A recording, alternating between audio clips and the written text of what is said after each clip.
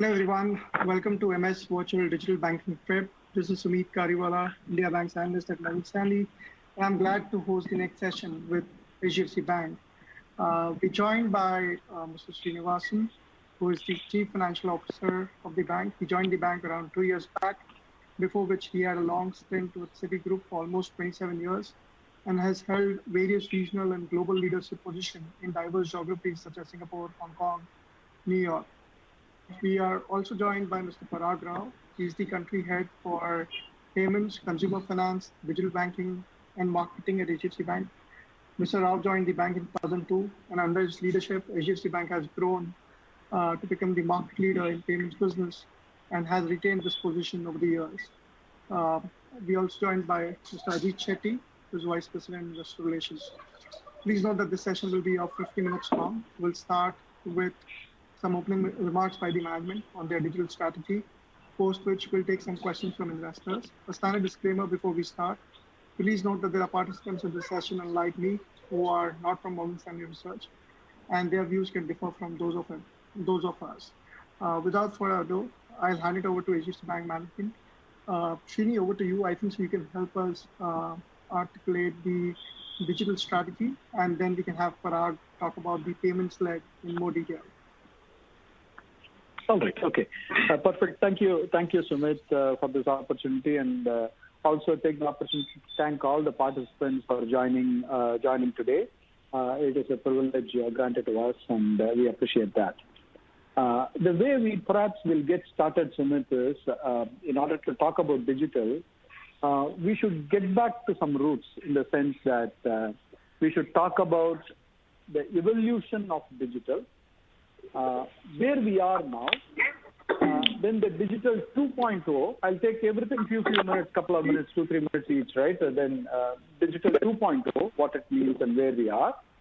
And then we will also take this opportunity to talk about certain press notes that we have released today as it relates to our IT structure and the situation. We'll take that on right at the beginning in the opening remarks.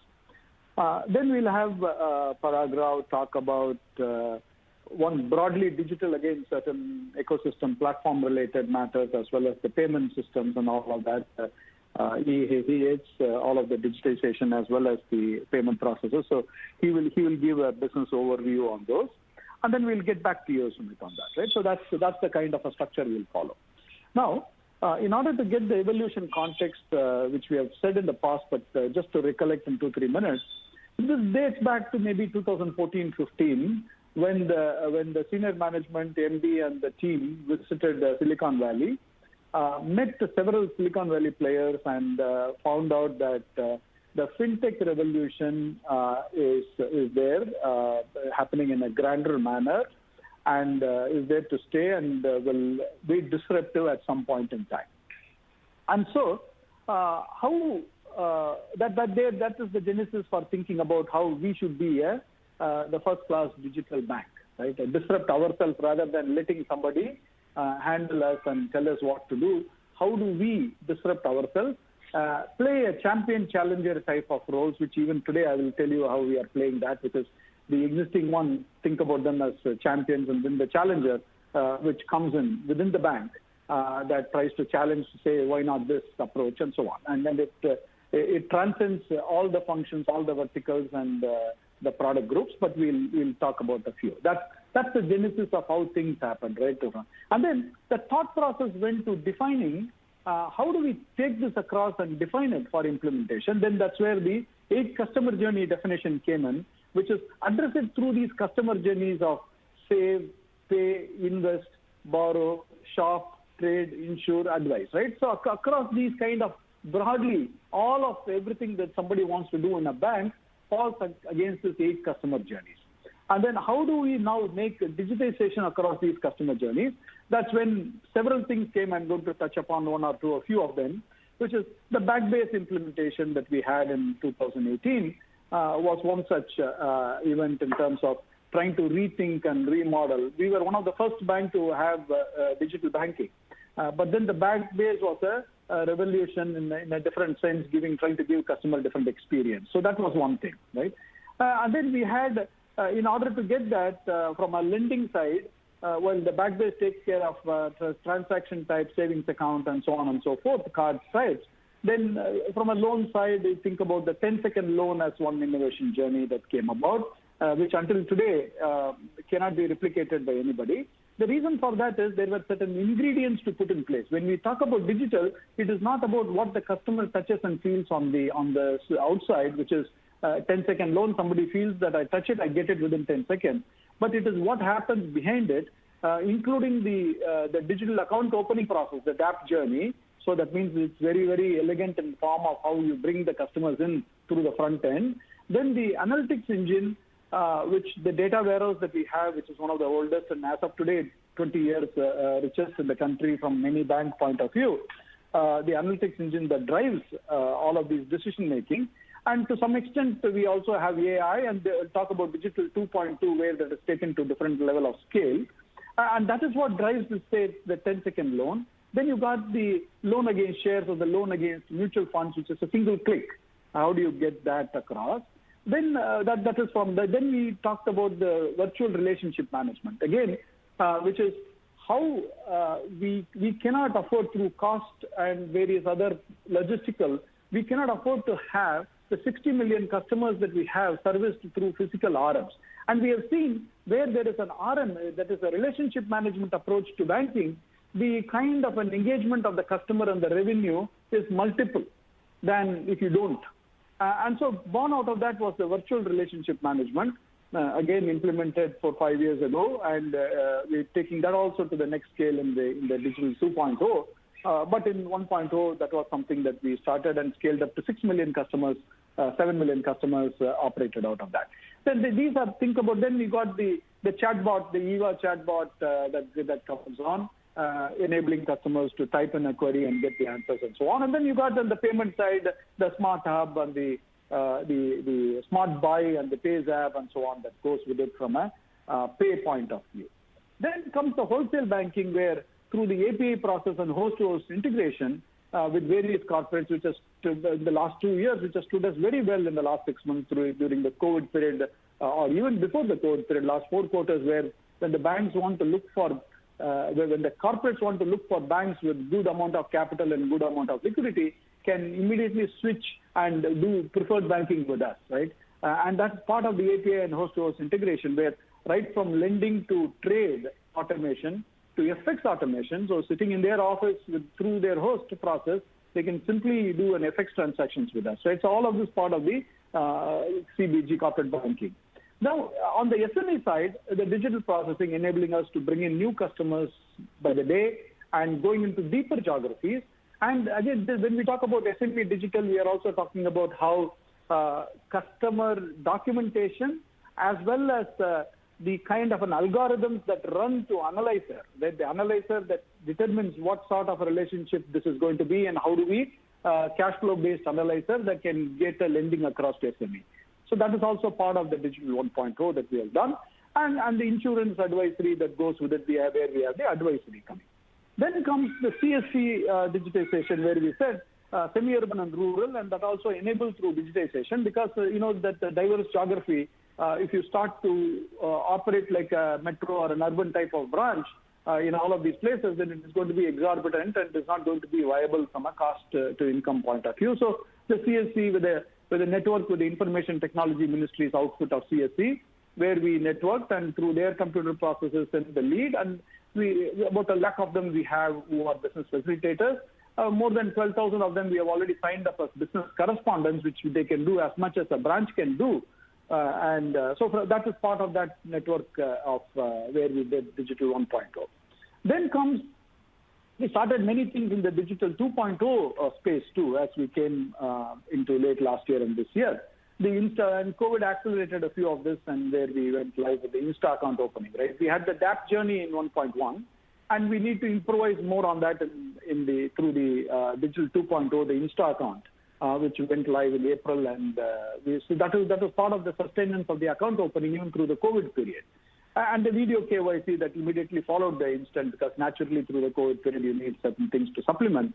And the Smart Hub, which went live recently, and then various APIs. APIs is a journey, right? You you roll out a few at a time that is available for people to consume, or we consume somebody else's API and take it in, right? Either way it operates. And then the My Apps, which you have seen, let it be the clubs or the societies or the organizations, the temples, the institutions, the hospitals, the educational kind of colleges and universities, through the My App process, where how we integrate through the API as well as providing the My App approach to them, which is how we have integrated and operated. These are part of the Digital 2.0, which are already live and kicking and working, all of these kind of digital journey. Now, getting to Digital 2.0, you can think about Digital 2.0 in a few manners, few kind of dimensions, let's call it dimensions. One is where it is enhancing and making it much more better on the existing business and facilitating that. And it has also got some back-end productivity kind of tool that comes with it, both our sales force as well as the other back-end facilitation on Digital 2.0. And it has got some new business, which is also front-end new business generating that comes, right? You can think about these dimensions as Digital 2.0. On the customer experience, making the bank customer journey frictionless. For example, if there were certain applications coming in and there were certain handoffs and it takes a day or so to process something, how do you instantly go and do these things, right? And how is an API-based approach in the front end? Think about Adobe as an example on the front end, right, where you can have hooked on through the APIs. It becomes frictionless, where you can open an account if you want in a minute or 2 minutes, and with the minimum amount of information, because through API process you bring and populate across various kind of both internal and external information comes in and goes on, right?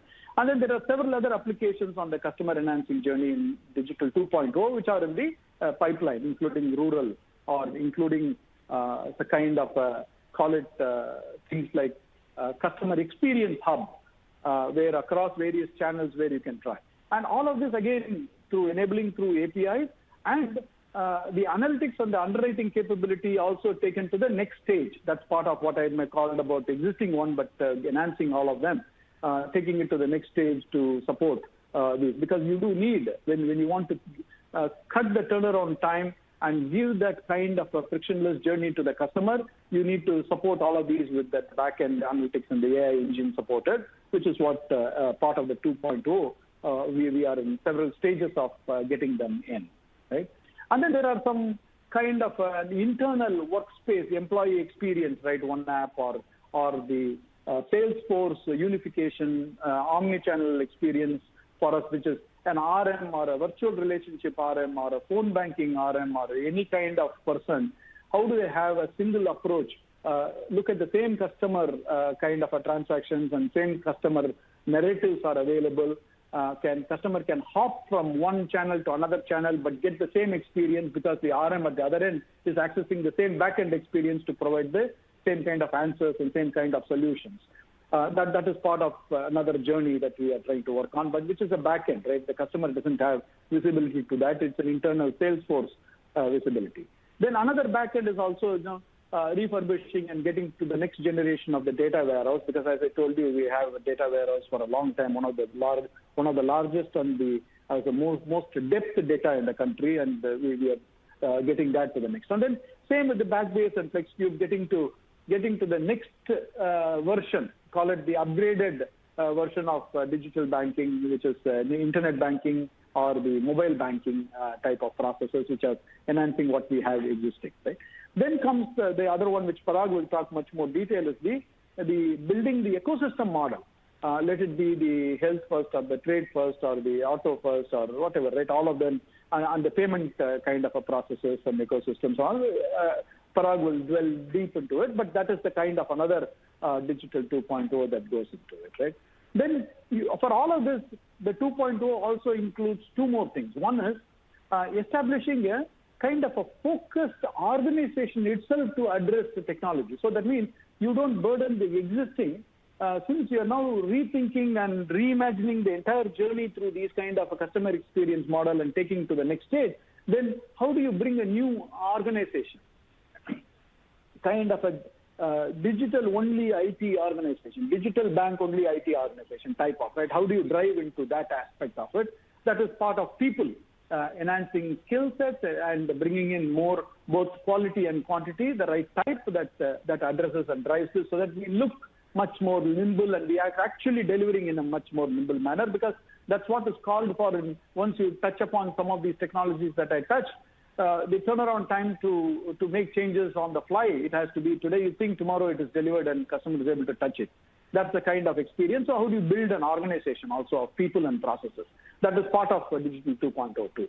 And then the last thing is, which we talked about 3 months, 4 months ago too, which is how do you have a bank within a bank, which means a kind of a challenger bank, which is a digital-only bank within the overall bank. So that means the digital-only bank challenges the traditional bank, which is here, right? The traditional bank itself, as I'm explaining, Digital 1.0, Digital 2.0 is becoming much more digitized bank. But then how do you have only a digital bank that challenges even this to be always on the edge, so that we are progressing? So this, I would call these as something that is transformative, and that is what we are trying to address it in 2.0. Now, the next few minutes about the kind of a press release or the notes that we put out today in terms of the IT and various other Reserve Bank and implications and all of that, so that it can preempt some of the questions that people have, right?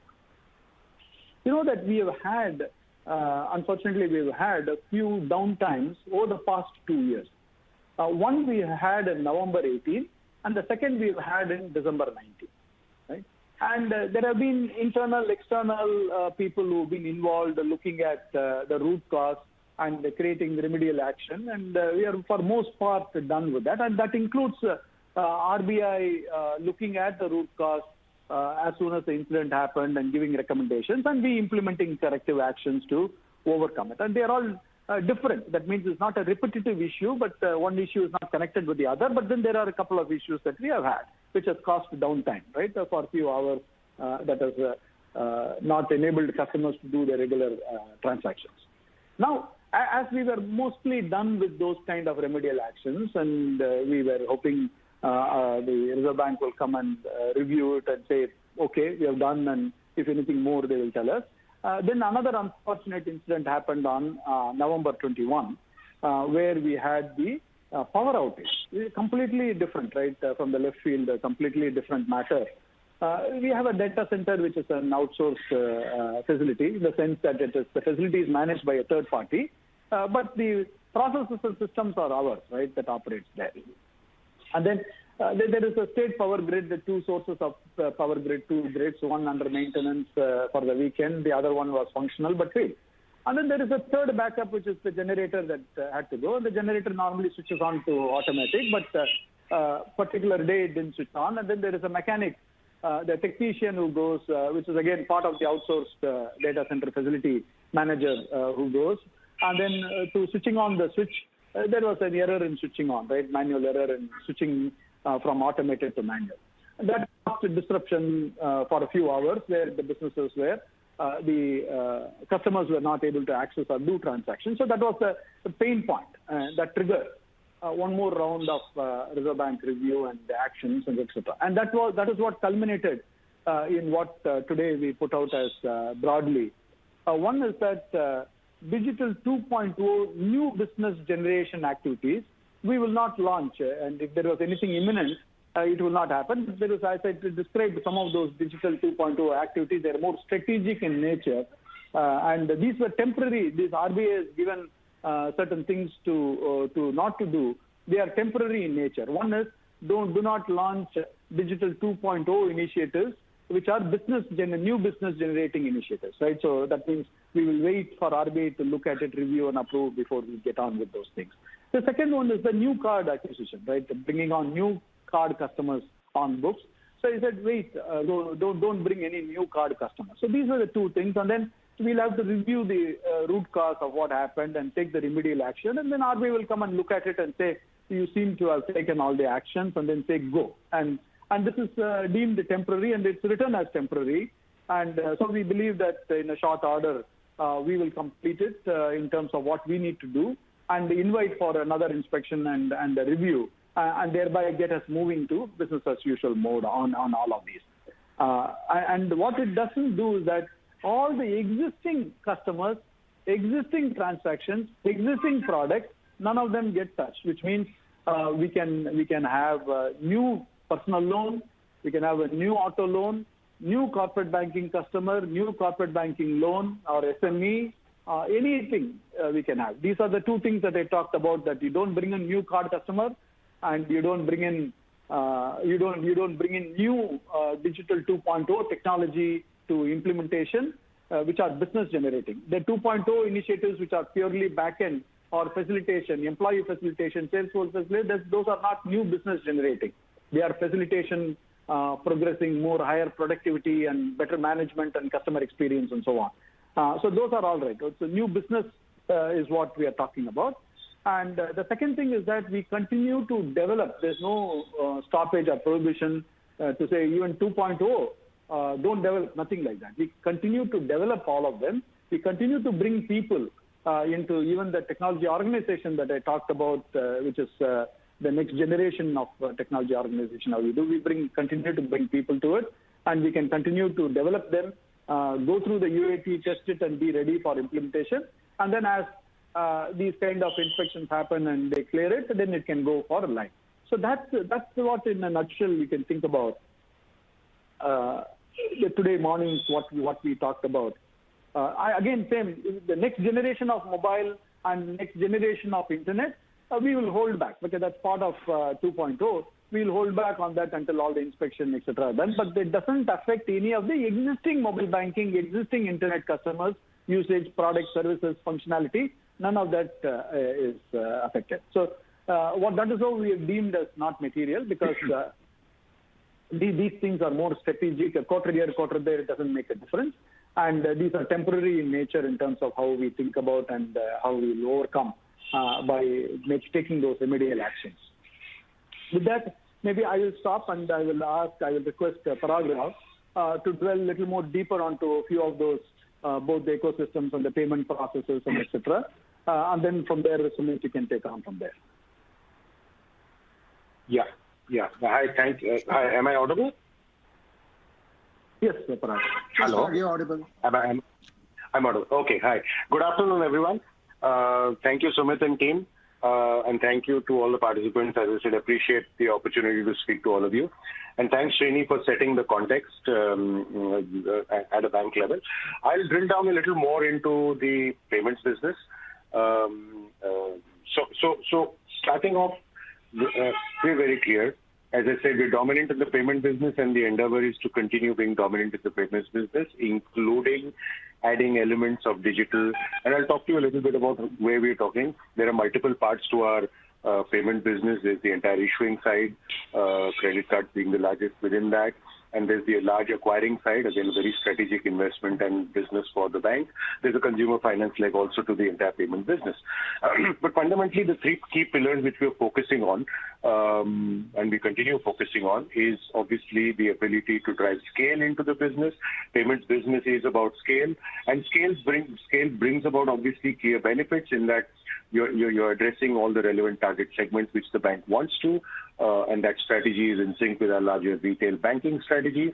Scale also at a very at a P&L level, if you may, brings in that level of de-risking, because you would have a wide diversified portfolio. It also answers and addresses maybe some of the questions or the activities which many players may be doing in the market in terms of maybe having a penetrative pricing strategy in some segments, etc. But scale is one clear driving vector for our strategy.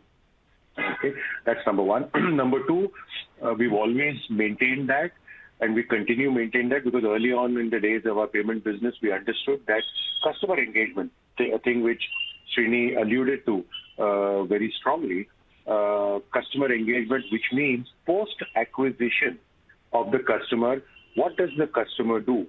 What does the bank do to engage him, to enrich his experience, not just on the product, but on the larger suite of products which the bank is capable of offering him, and how you deepen his engagement, how do you increase his transactions, how do you increase the value throughput on the payment platform, I think becomes extremely critical in driving a very rich portfolio in terms of the key metrics of spends, revolve, throughputs, transactions, active customers, and thereby leading to obviously a much more richer and longer lifetime value of the customer. So portfolio management, whether it be on the issuing side, whether it be on the acquiring side, and whether it be put together, I think remains the second very equally important pillar of driving of our growth.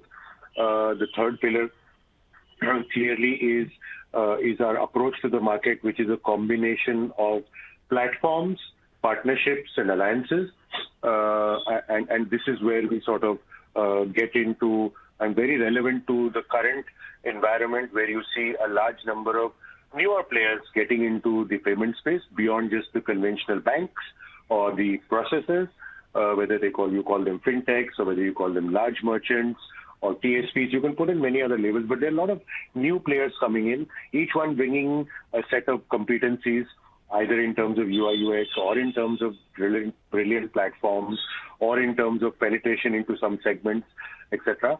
And so therefore this strategy of building platforms, partnerships and alliances, I think is another extremely important leg of our growth strategy in the payment business and our continued endeavor to be dominant in that business. So that's the third leg, and I'll talk about each one of them.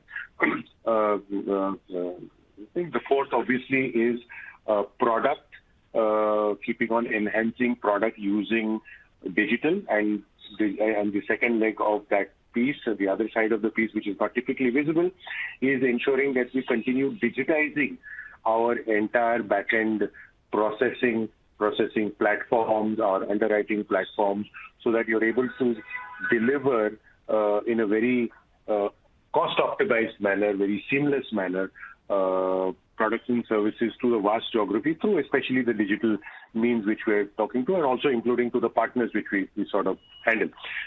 So these are the four key pillars which we continue focusing on. Digital, as Srini talked about, whether it was digital 1.0 or 2.0, is only helping digitize all of these activities in a new world where customers are also adopting digital as a means to transact, either acquire products or products and services, or sort of continue engaging with the bank. Okay, so point number one, as I said, we are dominant and we continue remaining dominant. We have robust growth plans at a very basic level on the customer card, on say the issuing side, the credit cards. Okay, we have very aggressive acquisition plans. During the pandemic, for various reasons, obviously we've slowed down a little bit, but I think we are already back to, as we speak, back to levels which are higher than January 20, which was pre-COVID, in terms of new acquisition. That growth engine continues to grow because we continue investing in new acquisition, and so therefore that will be a continued funnel into our very large, close to 15 million credit card portfolio. The same approach we're doing on the debit card side, because as a bank, as you know, we're investing again in rapid acquisition, both physical and digital, in the new account space. New accounts means number of debit cards, which means these are again payment instruments in the hands of our consumers. And so on all the fronts, we continue investing in very large acquisition, and we'll see the rapid growth journey happening. Like I said, we've already crossed the levels of January 2020 in terms of monthly new acquisition, and that's on an upward track. On the acceptance side too, we've continued that, again, barring a small dip during the pre-COVID, the lockdown phase, April to June, July, etc. We've once again picked up our acquisition and driven our rapid acquisition. There too, in the acquiring side, it's the same story. We've crossed our new merchant acquisition levels of January. There, a significant portion of our incremental merchants are now on the app. Some of you would have heard about the launch which we did just a couple of weeks back in terms of SmartHub 3.0. I'll talk about that in the product section, but that is helping us to further increase our acquisition category. Mind you, I must sort of reiterate that when we source merchants, especially in the merchant space, it's not just about the merchant or a POS machine or a payment gateway or an app. Ours is a holistic bundled strategy when we go to the merchant. So when we go to the marketplace, we source not just the merchant, instrument for which he transacts with, but we also source the underlying account, the current account, and of course the family accounts. And so therefore we're actually driving a merchant ecosystem which consists of one side of the payment network rails which we are laying down, and of course at the bottom buttressed by a very strong and robust liability relationship. And that's always been our strategy in the merchant acquiring space. We look at the merchant acquiring space as a combination of payments and liabilities, and layered on top of that would be assets. And so therefore, unlike most of the other players in the industry who have moved the processor route, okay, we continue to remain invested as a bank because it's a very strategic investment for the bank, not just in terms of laying the railroad for payments and our large issuing business, but equally so in terms of it gives us very strong inroads into the MSME or the SME or the trader space, as you may call it. It's a very important constituent customer segment for the bank itself, both in terms of all the three areas: payments, liabilities, and assets. Okay, so the same again, once again, same too on the consumer finance side. We're already, just to give you an indication, compared to last October, which was this season, we did close to 2x times of what we did last October. On a run rate basis, once again, we are higher than what we were in January in terms of our consumer finance leg. Our consumer finance business, which is a combination of clean loans and a lot of loans on the card business, card with both credit and debit, I think rides on the same rails which the acceptance business has laid down. Most of the merchants whom we deal with as a merchant acquirer are also people who offer EMI, or as I said, fixed EMI loan type of products at the point of purchase. And so therefore, in one way of looking at it, the EMI business or the consumer finance business is the asset layer I talked about, which rides on top of it. It's also a very strong means of merchants being able to offer their customers more value by offering purchase plans, convenient purchase plans. There too, as I said, investment in growth continues. So all the three are demonstrating robust growth. We continue, as I said, investing in that growth.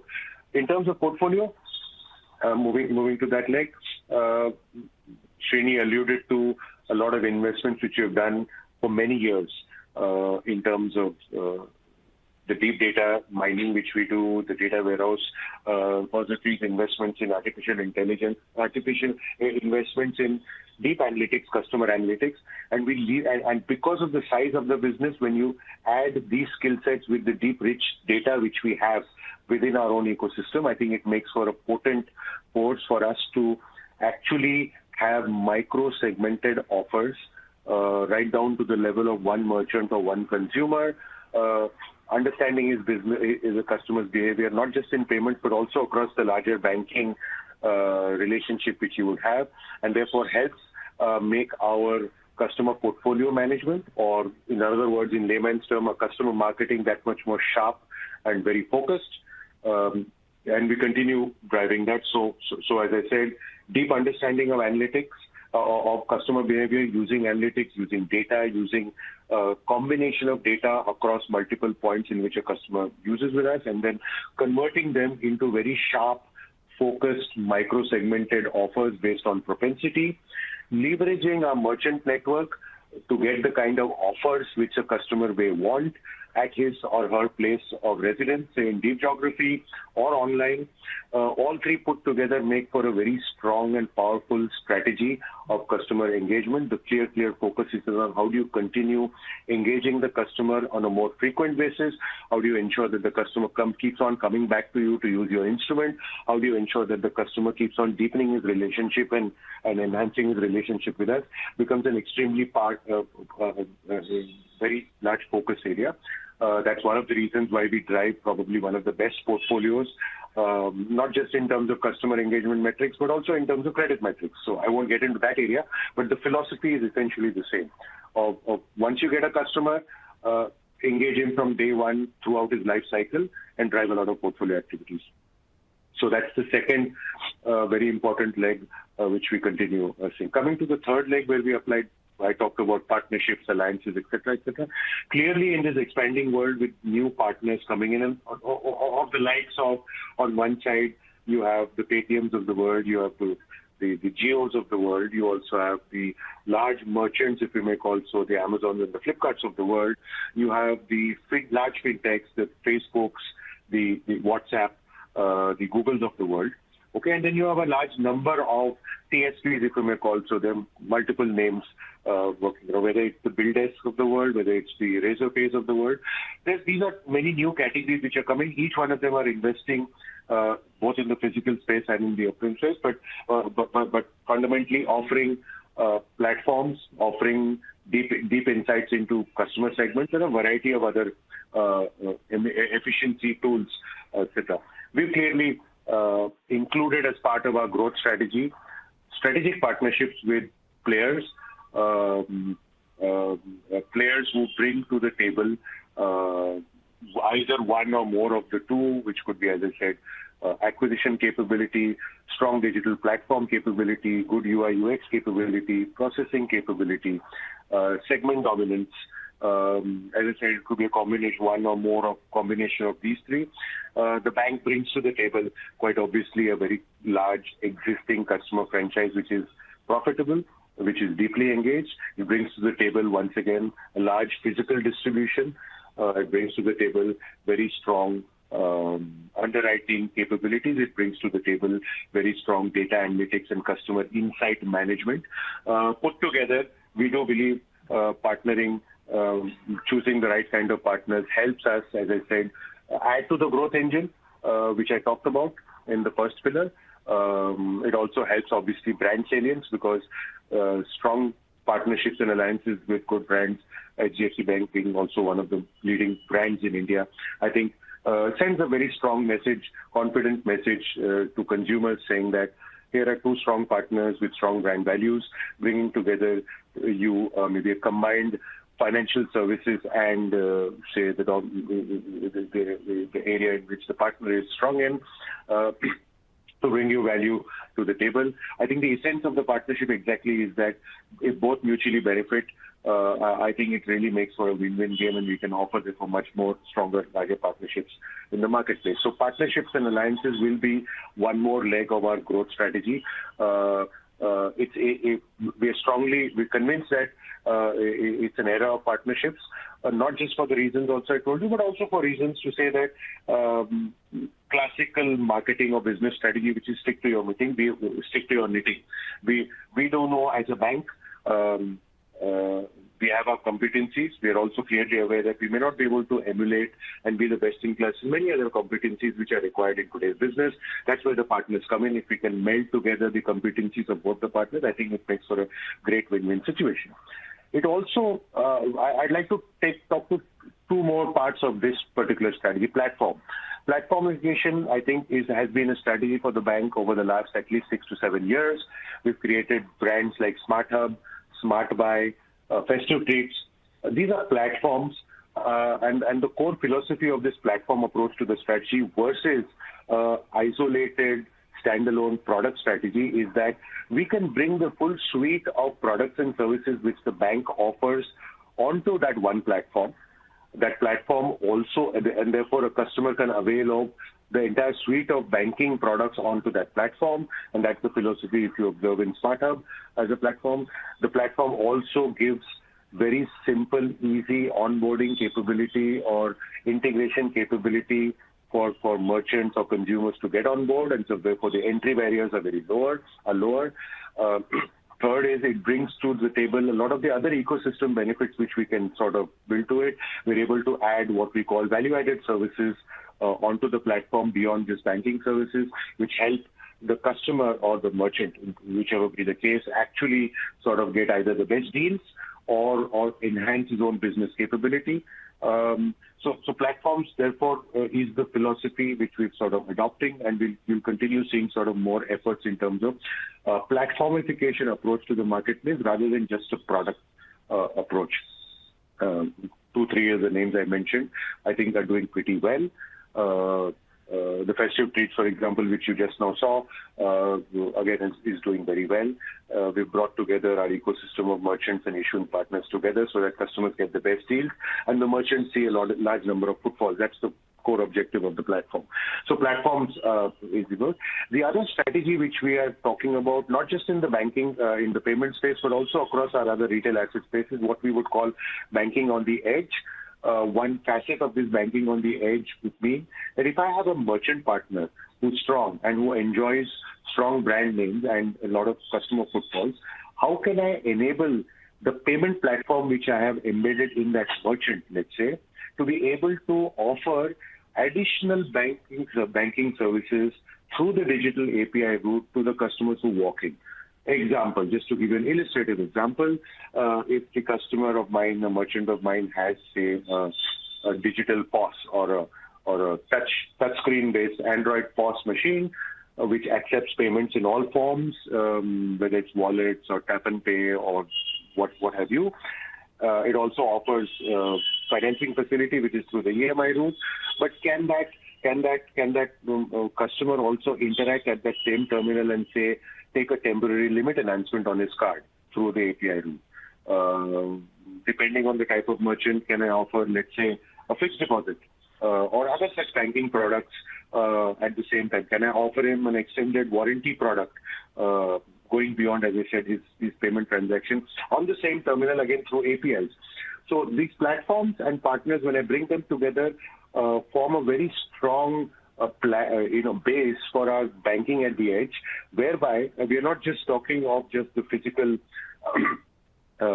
5,500 sort of branches or the 15,000 sort of ATM network, but I can actually extend banking to, let's say, 200,000 of my merchants, which enjoy significant footfall. So footfall, and thereby extending the reach and availability of our products and services, all through the digital and API route, all through and there, as I said, there it's completely zero touch. It will be practically zero touch processing, one touch for the customer, using a lot of analytics and propensity to drive that. So the platform, the partnership and the alliances approach, as I said, helps us reach out to another set of additional customers, potential customers, in far-flung geographies or in deep segments where we have sort of strictly invested in. And so that therefore that becomes another third level, important level of our strategy. Coming to the fourth level, where we use digitization to sort of drive a lot of operational efficiency. Clearly, the path which I think the industry is going, not just in India but globally, as you see, is that payments is now coming of age in terms of clear scale. That sort of brings about a clear shifting, business model.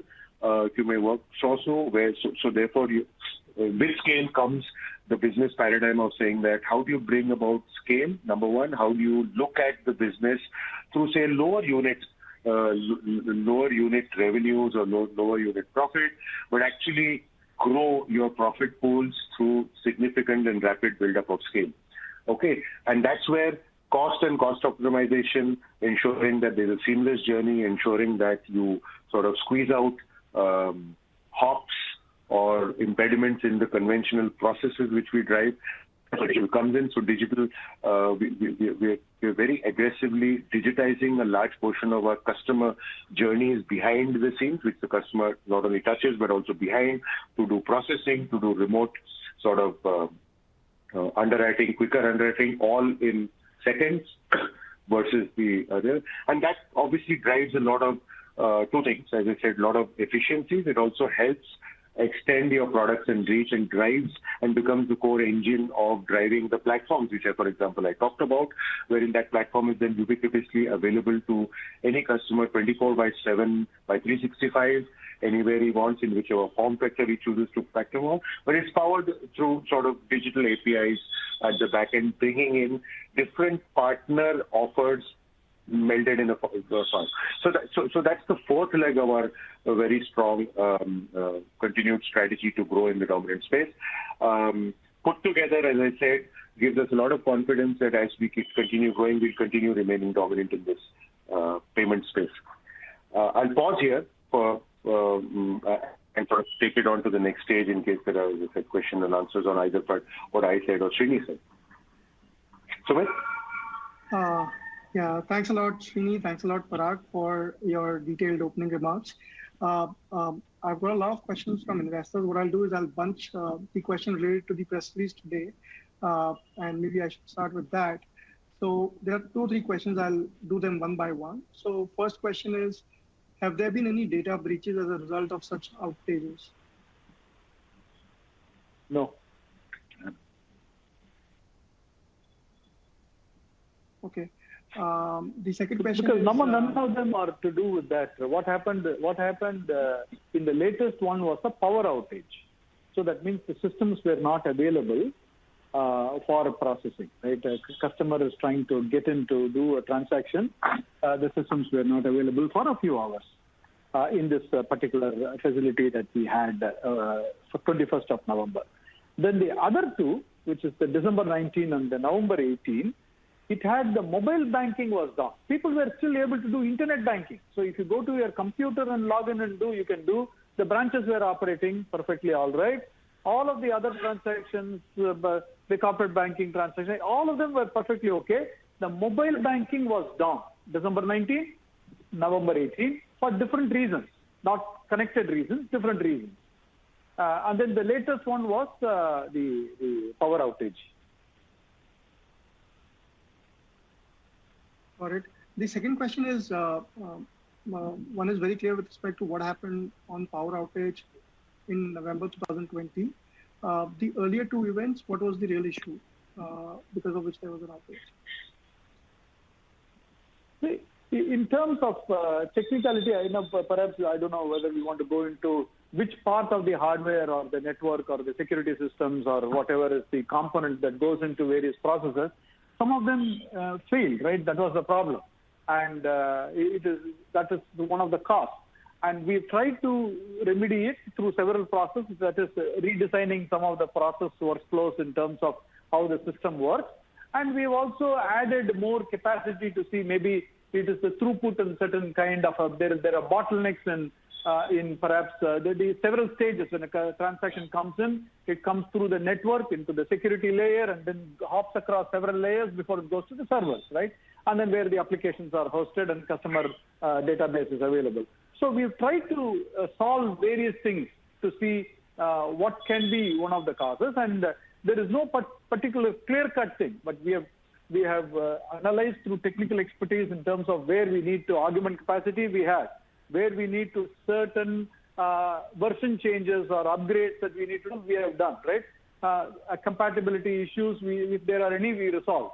So many things have happened. We are, for most part, we believe we are done with the November 18 or December 19 requirements to make it, to make the remedial action to fruition that we have done. But we need to bring people to inspect and say, yes, these were the causes, these were the action plans. That internally we, along with both the bank and along the bank's consultants, we all did. And then RBI, as part of their inspection process in November 18 and December 19, have also looked at it and given remedial actions. You try these 4 things or 3 things, whatever. And we have done those things too. So now they have to come and check it to say, yes, you got it done. But the point is, yes, there were a couple of instances. And now when there's a third instance, sometimes, it is not relevant whether it was a A or a B or a C that impacted. Your customers were impacted. So that is the outcome.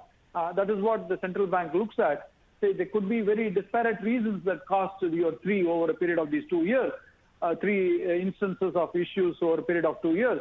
But the point is, across all of them, customers are impacted. So that is why more than a particular thing, there are different things that happen. Okay. I'll take last one on this topic, which is how long will it take for the RBI to finish the inspection? Any timeline? See, the discussion with RBI as well as the what we have put out in the notification too is called temporary, right? It is determined to be temporary, and the temporary could be a month to 3 months. I don't want to put a particular time frame to it because it is temporary in nature.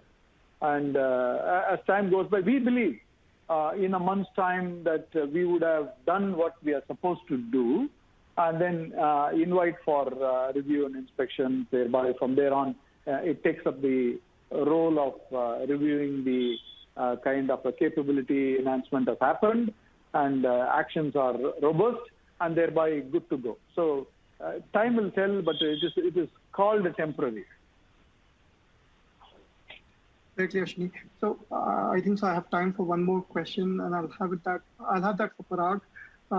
Parag, can you talk about the credit card space and the potential disruption that can happen because of buy now, pay later? You can have some of these tech giants launch credit facility under UPI, and that's doing very well. So what kind of disruption can you see in the credit card space, and how will HDFC Bank manage that? Okay, fine. So buy now, pay later, which are financing products, UPI, which is again transaction products. I think both are welcome trends. Both are doing, I think, the right role right now in the context, and what I mean in the context of the way payment ecosystem in India is. It's still a very small proportion of the overall consumer commerce which happens. Okay, it's growing rapidly, but it's still a smaller proportion of what we call PC, personal consumption expenditure.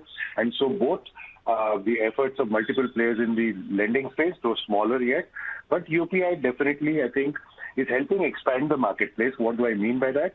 There's a significant, large new user set of customers who have adopted or got onto payments, electronic payments using UPI. It's a very convenient form, and I think hats off to NPCI for doing a great job in coming out with a true innovation, which is actually targeting cash, if you may call it so. It's also targeting digitization of the smaller ticket transactions. So as you would know, UPI, the ticket sizes are significantly smaller than typical card transactions. And so it's helping digitizing that. So, and of course, buy now, pay later is a very recent phenomena which is growing up. But both are actually helping expand the marketplace. We believe that's a good sign because obviously, even though we're dominant in the payment space, it would be impossible or very difficult for only one player to sort of play that role of trying to expand the marketplace. India requires innovations of this nature to really expand the marketplace because it's preparing customers, onboarding customers onto the electronic bandwagon, which in itself in the longer term is a very good habit. We've also observed and very clear trends in many of the other developing economies or other developed economies where people have onboarded themselves onto digital with small ticket sizes, small outlays, if you may call so. And then as soon as they've got comfortable and expanded their menu of transactions onto that particular instrument, they've actually upgraded or migrated upwards into more evolved forms. We clearly see that also happening. We also see a situation where consumers are going to use multiple forms of payment. For some type of transactions, they may continue to use UPI because they are very small tickets, they're convenient, and you know the risk is lower. For certain medium type of transactions, they may end up using a debit card. For the higher ticket transactions, they may continue using a credit card. So in actually, you will see that all the payment forms have grown. Even if I were to remove the anomaly of the lockdown, which was in a sense artificial, you see actually each one growing. Obviously, UPI is growing at a much higher rate because it's expanding the market. The denominator was also pretty low. But card transactions, both credit, debit, I think are growing very rapidly. So each one is growing at its own pace, and I see that happening in the foreseeable future. So we don't look at it as disruption. We actually see that if there's a customer today only doing UPI, okay, we see it as an opportunity that he's a future customer of ours, and therefore it's only expanding the marketplace for us. So that's one thing. Having said this, we're a very large acquirer of UPI transactions, both on the P2P and very soon on the P2M. And so therefore, adding UPI as an incremental way of transacting is actually feeds into our acceptance strategy. Our acceptance strategy is very simple. Can I go to any merchant or potential merchant and offer him in a simple plug-and-play manner one platform which helps him accept any payment form which his customer chooses to pay by?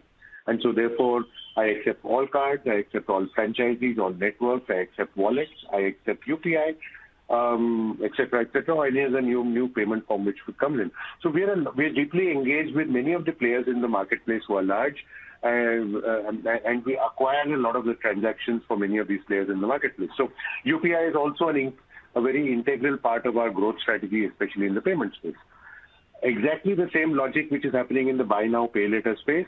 It's essentially opening up an area which is the unsecured small ticket size lending, which hitherto banks were not in, or most financials were not in.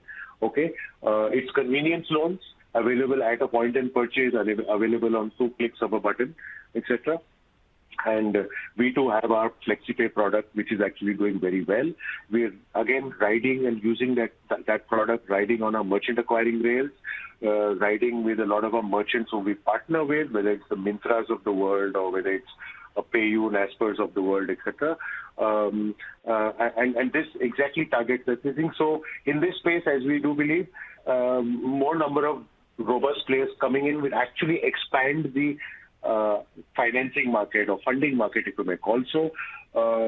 If I were to draw a parallel to, although not a clear parallel, but a parallel to what happens, say, in an economy like Brazil, which is very similar to India, is that there, if you see point of purchase funding is a significant higher proportion of the spend. I do believe last I heard it was close to almost 45 to 50% of electronic spends are actually funded at the point of the merchant. That didn't happen overnight. Obviously, it started close to again 20 years ago. But that's the growth part I see also happening in India, where products like this, buy now, pay later, or card EMI on a credit card, EMI on a debit card, will be drivers of funding at the point of purchase. This will help not just consumers go beyond their existing current cash flows to actually buy products and services, but we do believe it will be also a large driver of consumption at a retail level. And so that's a good phenomenon happening. So that's our view on both these products, both these categories which you talked about, Sumit. Correct. Thanks, Parag. In a nutshell, we welcome these things. In a nutshell, we welcome these things. Got it. The moderator has allowed me 1 or 2 more questions. Yeah. I have one more question, which is, can you discuss the implications of new umbrella entity initiated by RBI to promote retail digital payments? And how do you see it? Is it an opportunity or a threat? And there is one more question. There are some media articles which are suggesting that SBI, Bank of Baroda, and HDFC Bank can make a joint application for this. Anything that you want to talk on that? Okay. The first bit, taking on from a point I made in just the previous discussion, I think the electronic or the payment journey, the digital journey, I think is only just started in India. Okay. Given the kind of commerce, consumer consumption, and even institutional consumption, what typically we would call B2B, I think we've only started, and there's ample enough headroom to sort of grow. In that scenario, you already see NPCI is pretty big. So I think the thought process of the regulator was that given the opportunities and the headroom available, not just in the and retail is a very large word. UPI is in some parts of the retail space, okay? But there are many other areas, I think, which have significant potential to grow, whether it is in consumer trading, whether it is in the deep geography, connecting the mandis and ensuring that everything is digitized, whether it is in remittances, etc.